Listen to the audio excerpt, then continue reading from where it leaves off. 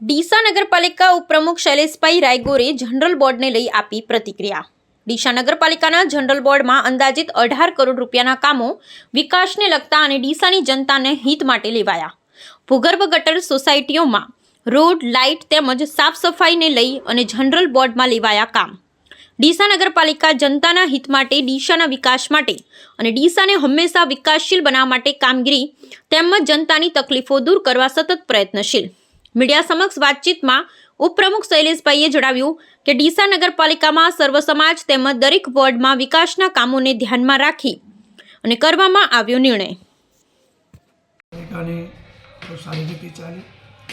ગત સભાના જે 18 કરોડના વિકાસના જે કામો હતા, રોડ, ગટર, અન્ય એને પણ બહાલી આપવામાં આવેલી અને જે વેપારીઓનો ભાડા વધારવાનો છે એમાં 5 વેપારી, 5 સદસ્ય અને ચીફ ઓફિસર એમાં 11 જણની કમિટી મળશે અને એ જે નક્કી કરશે એ જ માન્ય ગણાશે, ત્યાં સુધી આ ભાડું અમલમાં આવશે નહીં।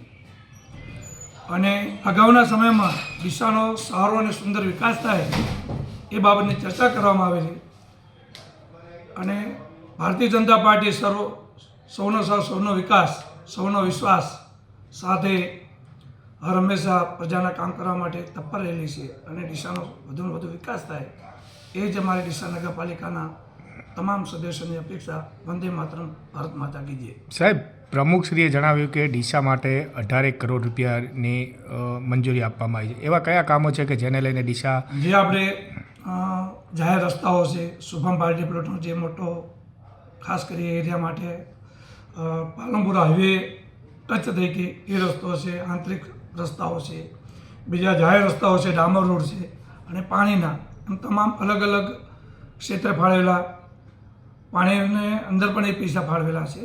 આવા દરેક અલગ અલગ વિકાસના કાર્યો લીધેલા છે।